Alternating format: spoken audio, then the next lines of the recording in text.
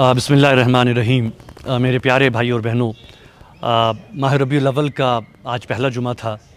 और एक बार फिर मुझे घर में नज़रबंद कर दिया गया है और जामे मस्जिद में नमाज जुमा और ख़ुतबे की अदायगी से रोक दिया गया है।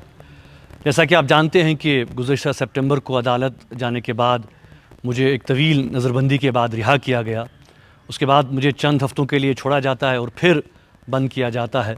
और आए रोज़ जो है हुकाम मेरे गेट के सामने गाड़ी खड़ी कर देते हैं और मुझे कहते हैं कि मैं बाहर नहीं निकल सकता, मैं नज़रबंद हूँ। हुकाम का ये तर्ज़ अमल जो है ये बहुत ही अफसोसनाक है, आमिराना है। ये मेरी आज़ादी और रिहाई जो है वो बिल्कुल उनके हुक्म के साथ एक मशरूत अमल है। एक मज़हबी और एक समाजी शख्सियत की हैसियत से जो मेरी सरगर्मियाँ हैं उनको रोक दी जाती है, उन पर रोक लगाई जाती है और इस तर्ज़ अमल से मेरे साथ साथ उन तमाम लोगों को भी तकलीफ़ पहुँचाई जाती है जो मेरे साथ मुंसलिक हैं। आप जानते हैं कि कुछ दिन बाद ही 3 रबीउल अव्वल है और हस्ब रिवायत हम जो है मैं अपनी नज़रबंदी की वजह से 5 साल के अरसे के बाद पहली बार नक्शबंद साहब की दरगाह पर ख्वाजा दिगर के मौके पर जो है वो ख़ुतबा देने वाला था और लगता नहीं है कि एक बार फिर शायद मुझे इजाज़त मिलेगी, जो कि हालात लग रहे हैं।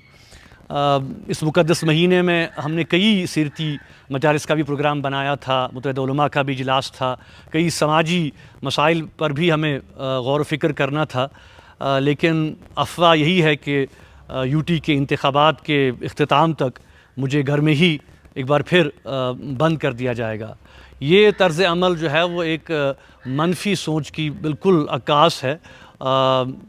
जैसा कि आप जानते हैं कि गुज़श्ता कई दिहाइयों से हम बार बार जम्मू कश्मीर और हिंदुस्तान की मुख्तलिफ़ रियासतों की जेलों में साल हा साल से जो बंद हज़ारों पॉलिटिकल प्रिजनर्स हैं, सियासी रहनुमा हैं, कारकुन हैं, सहाफ़ी हैं, नौजवान हैं, सिविल सोसाइटी के लोग हैं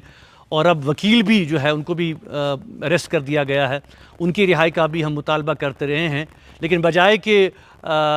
उन लोगों को रिहा किया जाए, रोज़ बरोज़ और लोगों को जो है वो हिरासत में लिया जा रहा है। और ये भी आप देखें कि आज इतना मिल रही है कि यूटी में इंतखाबात के जो पेश नज़र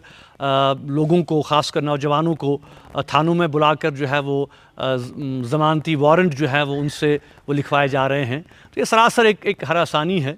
मैंने हमेशा ये बात कही है कि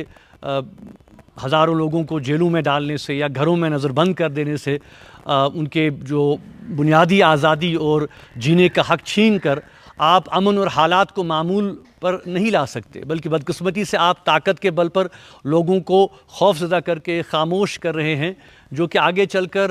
किसी भी सूरत में कोई फ़ायदा नहीं दे सकता। तो मेरी इंतज़ामिया